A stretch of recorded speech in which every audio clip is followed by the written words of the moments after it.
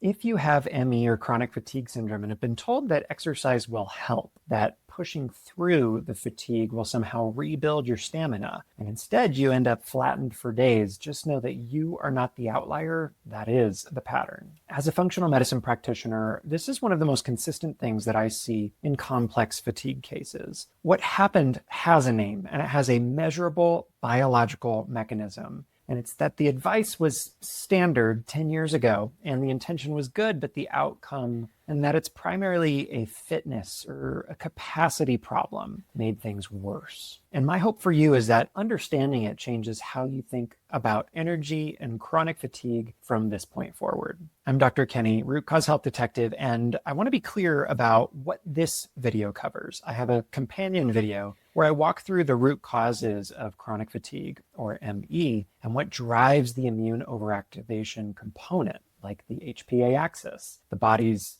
master control center for resilience and immunity and beyond. And we also talked about things like mitochondrial failure. So if you haven't seen that one, check it out. That's a different question though. This video is about something more specific. It's why your exertion makes you crash, or what actually is happening in the body when you push past a certain point of tolerance. And research years ago started changing the conversation, but it needs to be changed in a bigger way, in my opinion. The original model when treating chronic fatigue recommended graded exercise therapy, or GET, and it was built on a reasonable hypothesis. In most fatigue conditions, gentle progression of exercise helps. Right? We're rebuilding and restoring or even increasing capacity over time. It rebuilds in the cardiovascular area. It also rebuilds in the nervous system and the muscles in people. It also helps with depression-related fatigue because you can't separate the mind from the body.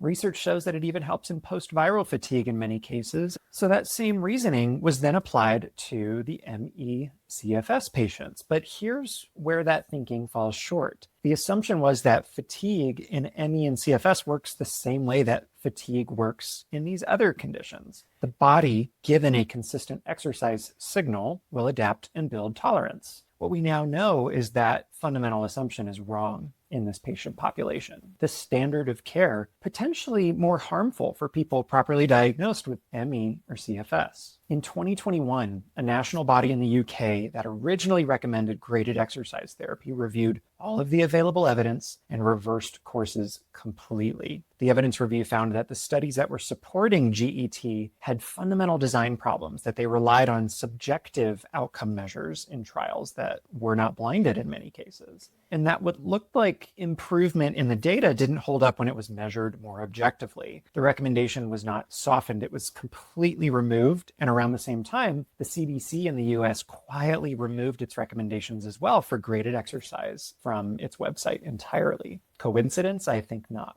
And by the way, if you're one who likes the research, I've included a free research summary in the pinned comment and the description below. It gives a brief summary of the studies that I used for this video, as well as the references and some clinical takeaways. So the model that said push through for so long as it applied to ME and CFS patients wasn't just ineffective. It was potentially causing further harm and decompensation in a system that was already burnt out, stressed out, and more. And you can check more of that in the other companion video, because it means the model itself, not the patient, was off. And how often does that happen, do you think? Research is constantly evolving, and it's important that we treat it that way rather than stark doctrine that needs to be overturned, guilty until proven innocent. So what is the crash? What is actually happening inside of the body when someone with ME or CFS exercises and ends up bedridden for 3 days afterwards? It has a name, and it is post-exertional malaise, or PEM. And I want to be clear about what it is and what it isn't as well. Fatigue is what happens when someone healthy pushes through hard and needs to rest afterwards. The body draws down its reserves and it feels the deficit, and then the systems that refill those reserves kick in.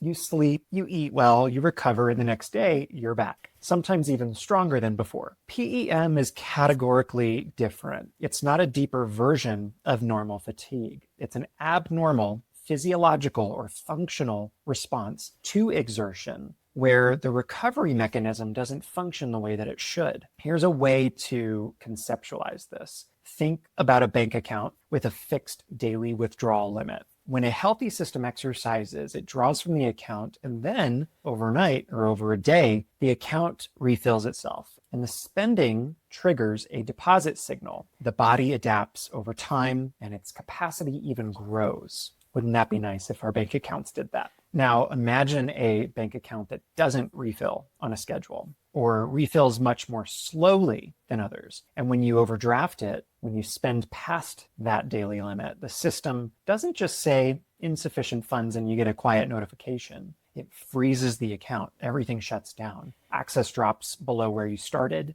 and the amount available the next day is lower than it was before the withdrawal even happened. That is PEM in a nutshell. Overdrafting essentially freezes your body's bank accounts. And this immediately raises a question: why does the ME/CFS body respond this way when a healthy body adapts? Researchers tracked over 1,100 plasma metabolites. These are the molecules in your bloodstream that reflect what the body's chemistry is actually doing beyond just the few lab markers that we actually measure. It measured these 1,100 markers in CFS or ME patients and matched them to healthy controls both before and after exercise. What they found is that after exercise, the gap between the ME and CFS and healthy controls didn't narrow as both groups recovered. In fact, it widened. The metabolic response was moving in the wrong direction in the ME/CFS patients. What this points to is that the recovery mechanism itself isn't functioning the way that it should.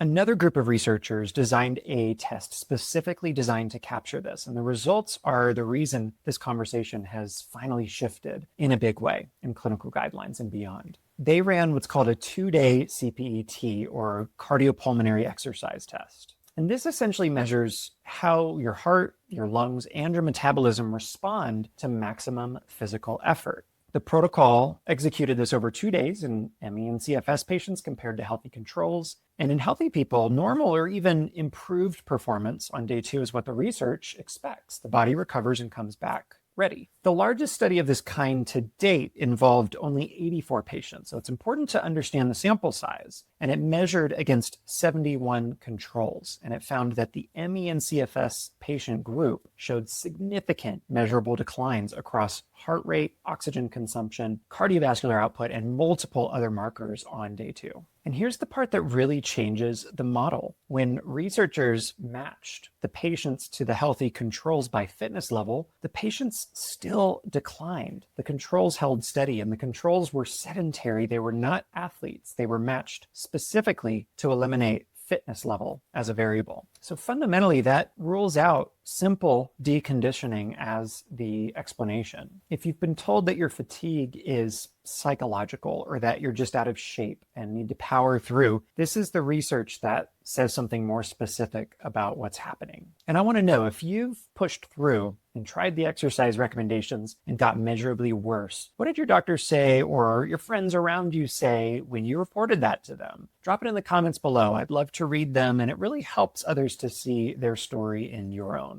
No pressure, just if you're open to it. Once we understand PEM exists and that it's measurable, the question has to change. The old question of how do I build capacity? How do I expand my tolerance for activity so I can do more over time? That question assumes that the problem is simple deconditioning. And for ME and CFS, that assumption is the source of the harm and the cycle that many of these patients experience to no fault of their own. The new question is a bit more nuanced, and it's, what is the actual capacity of my system right now, and how do I stay within it while the underlying drivers have a chance to be addressed at the same time? Here's the PEM energy threshold, a framework that I like to use for this, and this is the image to hold. You have a line. Everything below that line, your physical activity, your cognitive performance throughout the day, your emotional demands, your inflammatory burden, whether perceived or hidden, your system can handle and recover from everything below that line.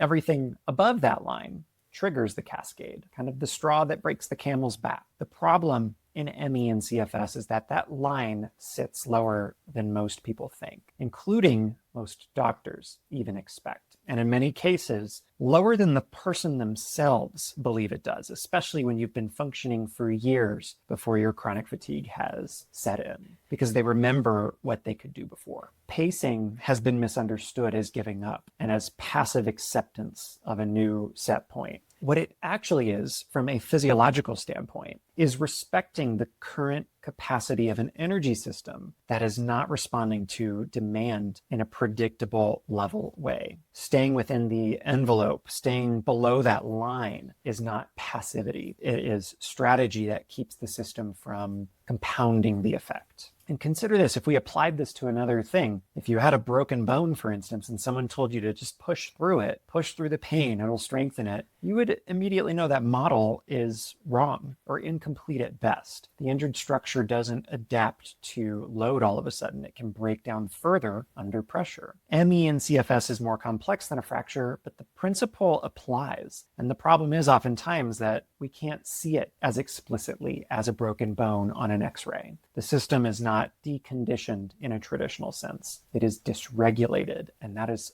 far more complex. And a dysregulated system really demands a different approach than a deconditioned one. Managing your PEM energy threshold well requires understanding what's limiting your recovery capacity. It could be immune activation that hasn't fully resolved, or an HPA stress axis that is stuck in the wrong mode, breakdown rather than repair? Or is it something happening at the mitochondrial level or hidden inflammation in the gut? Those questions sit upstream of the crash and of the experience. And they're the reason that this line sits where it does. This means that the next step is not just a simple rest schedule that is handed to you without a framework. It's an investigation into what's actually suppressing your recovery capacity. If this is resonating with you and you've reached this threshold that you just keep encountering or getting worse, and you're in one of the states that I practice in, the next step is to watch the free training below that prepares you to apply for a health mystery map call. If it's resonating deeply with you, I'd love to have a conversation about your case. PEM is not random. You don't have to power through it. It is a signal, and it's often a pattern of underlying and connected mechanisms that have gone offline for too long underneath. And there's still the question of what's keeping the floor where it is. What's holding that PEM energy line at the level that it is for you specifically? That's the upstream investigation. And that's what this next video goes over right here. So definitely check it out. I'm Dr. Kenny, Root Cause Health Detective. Thank you for watching, and I'll see you in the next video.